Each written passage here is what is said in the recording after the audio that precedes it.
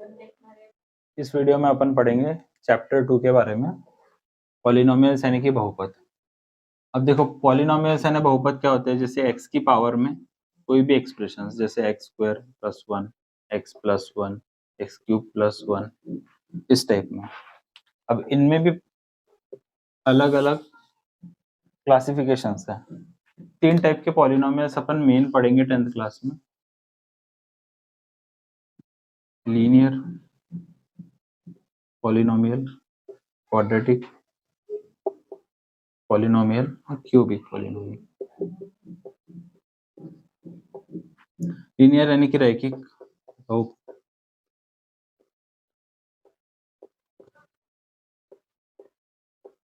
रैखिक बहुपद का क्वाड्रेटिक यानी कि द्विघात बहुपद,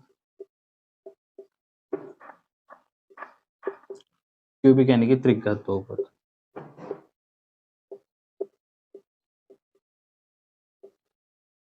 अब इससे देखो घात से ही पता चलता है, यहाँ पे x की पावर के हिसाब से काम होगा।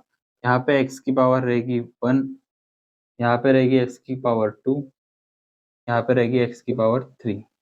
अब इसके एग्जांपल्स देख लेते हैं अपन। एग्जांपल्स अगर देखें तो इसका समझ लो x + 1, 2x + 1, जैसे कि इस टाइप के अगर आपको आते हैं, ये कोई पॉलिनोमियल नहीं होता, ये कोई बहुपद नहीं होता। 1/x - 1, ये भी नहीं है, ये भी नहीं है, इस टाइप के कोई पॉलिनोमियल्स नहीं होते। द्विघात में x² + 1, 2x² + x, ये भी आ सकता है। त्रिघात में देखेंगे तो x³ + 1, x³ + x² + 2x + 1, इस टाइप के इसके एग्जांपल्स होते हैं।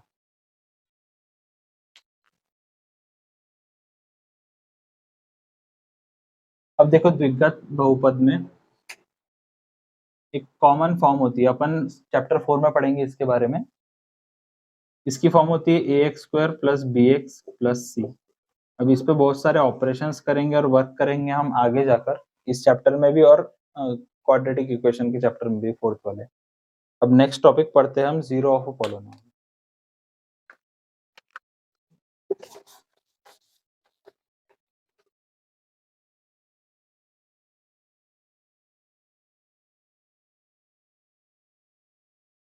जीरो ऑफ अ पॉलिनोमियल यानी कि बहुपद के शून्य। अब बहुपद के शून्य को डायरेक्ट देखने से पहले कुछ एग्जांपल्स अपन करेंगे, सिंपल एग्जांपल्स।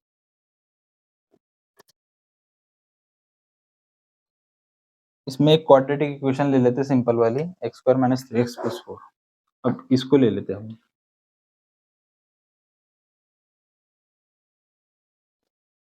x² - 3x - 4। ठीक है, ये एक द्विघात बहुपद है। ठीक है, अब इसमें x की जगह पे हम कुछ रख के देखते हैं, x की जगह पे 0 रख के देखते हैं। तो यहाँ पे क्या आएगा, 0 का स्क्वायर -3 × 0 - 4, यानी आ जाएगा 0 - 0 - 4, यानी कि आ जाएगा -4। तो हम क्या कहेंगे, देखो x = 0 पर px है, px को समझ लो हम y भी बोल सकते हैं, y = px। x = 0 पर y = px कितना आ रहा है, -4। ठीक है, इसी पे और एक ले लेते हैं। अब x की जगह पे 1 रख के देखेंगे, px = x² - 3x - 4। x की जगह पे 1 रख के देखा हमने, 1 का स्क्वायर -3 × 1 - 4, यह आ जाएगा 1 - 3 - 4, यह आ जाएगा 1 - 7, यानी कि -6। ठीक है, इसको हम क्या कर सकते हैं, यानी कि x = 1 पर px का मान कितना आ रहा है, -6। इतना आपको क्लियर हो रहा है, x का मान ये रखने पे ही आता है, x का मान रखने पे ही ये आता। ठीक है, अब इसके बाद और एक एग्जांपल देखते हैं। x की जगह पे -1 रख के देख लेते हैं, ये वाला इंपॉर्टेंट है। P X is equal to X square minus 3x minus 4, -1 रख के देखा हमने, ये आएगा -1 का स्क्वायर -3 -1 -4, यह आ जाएगा 1 माइनस माइनस माइनस प्लस 3 -4, यह आ जाएगा 4 -4 यानी कि 0। तो हम क्या कह सकते हैं इसमें कि x इज इक्वल टू 0 रखने पर px का मान 0 यानी कि 0 हो रहा है।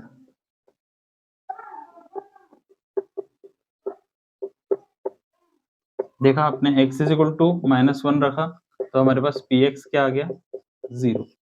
इससे क्या समझ में आता है, इसको कहते हैं शून्य, यानी x इज इक्वल टू -1 हमारे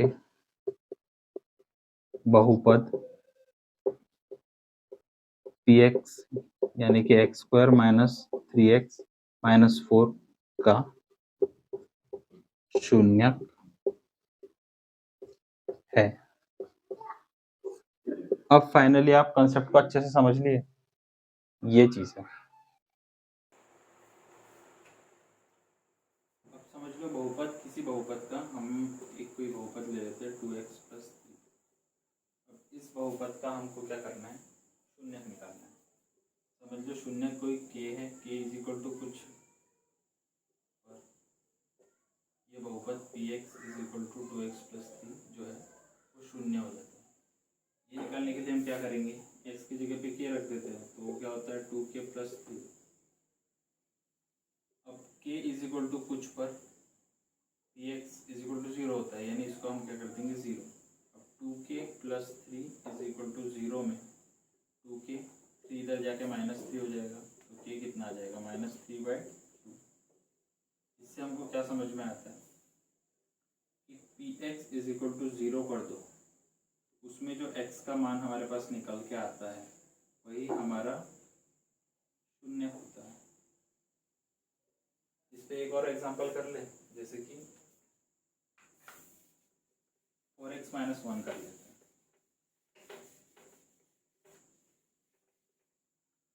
4x माइनस 1 ले लो, अब इसका शून्य निकालना है अपने को।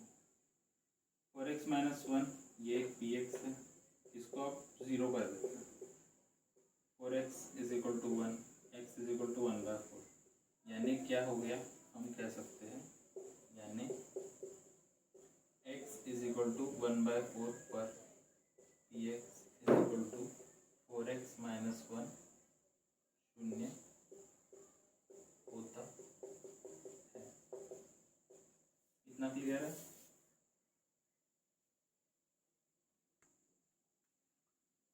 नेक्स्ट टॉपिक अपने को देखना है कि geometric meaning of zeros of the polynomial.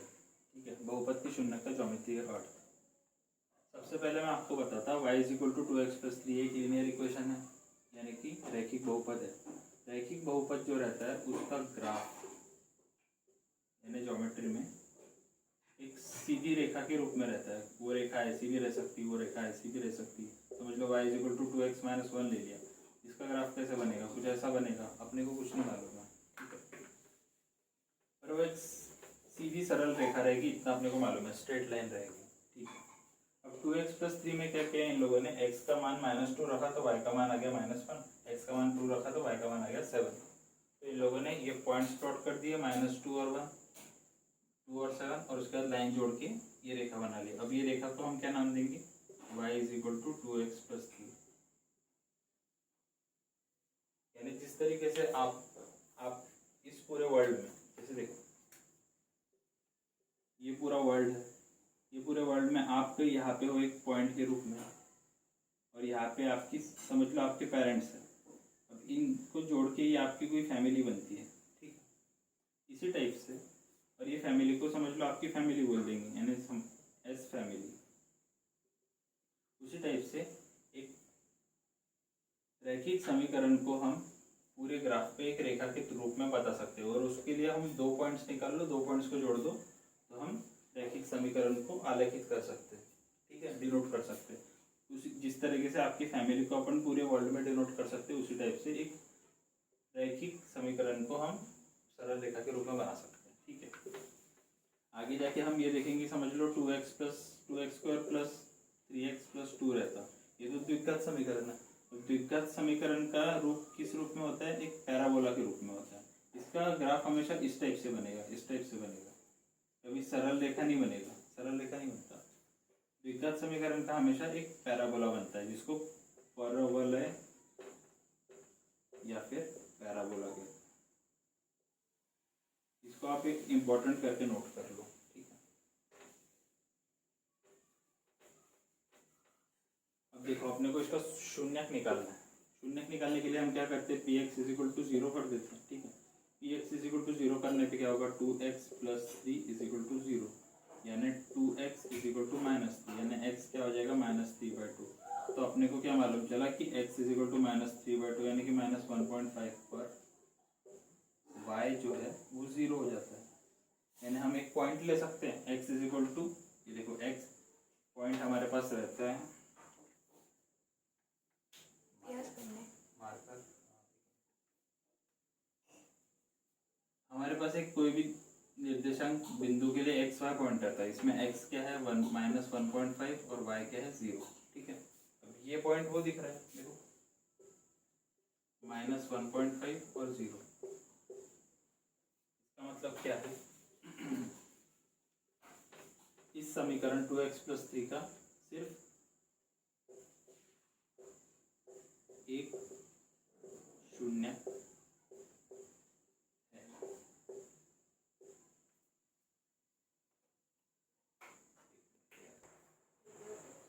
अब एक और चीज़ है इसमें, समझ लो। देखो, हमने तो ये ग्राफ देखा, ग्राफ में इस टाइप बन रहा था, तो एक्स अक्ष को ये कहाँ पे काट रहा था? एक बिंदु पर।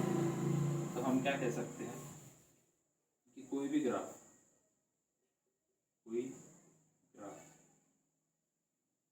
या रेखा या आकृति बोल लो किसी भी समीकरण की, वो जितनी बार एक्स अक्ष को यानी एक्स एक्सिस को इंटरसेक्ट यानी कि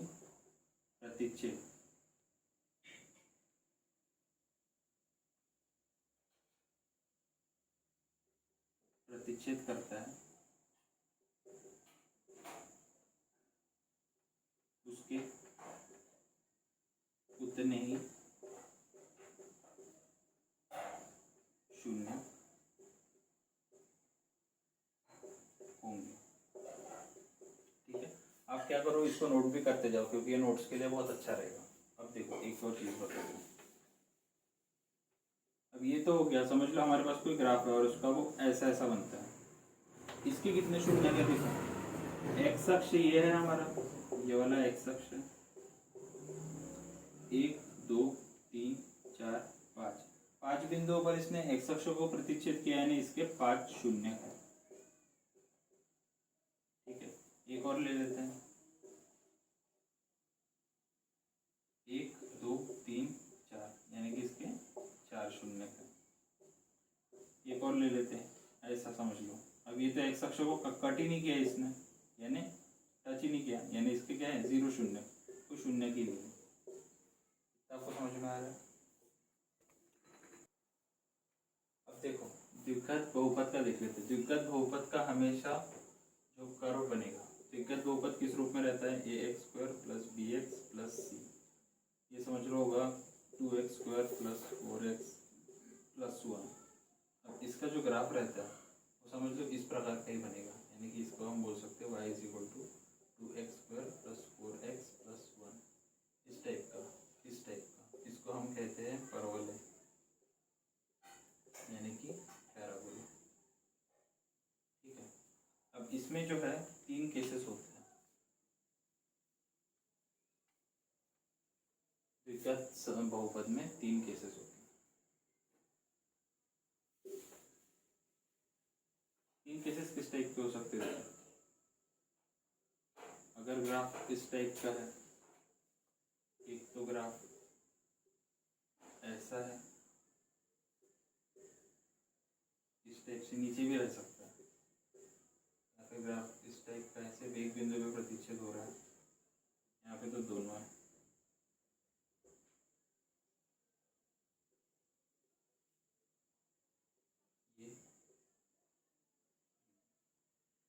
यहाँ पे दो बिंदु पे प्रतिच्छेद हो रहा है यानी इसके दो रूट्स होंगे, दो रूट्स यानी कि दो शून्य होंगे। समझ लो आपको कोई दे दिया इन लोगों ने 2x² + 4x + 2, तो इसके कितने शून्य है आपको पूछ लिया और इसका ग्राफ दे दिया, तो आप देख के बता दोगे कि हाँ भैया इसका दो शून्य है। अगर ये दे दिया 3x² - x - 2, इसका ग्राफ समझ लो ऐसा बनता है, तो इसकी आप क्या बोलोगे, इसका सिर्फ एक शून्य है, एक शून्य के दो शून्य है लेकिन वो एक ही है, इसका एक्स अक्ष को काट ही नहीं रहा यानी कि इसका 0 शून्य।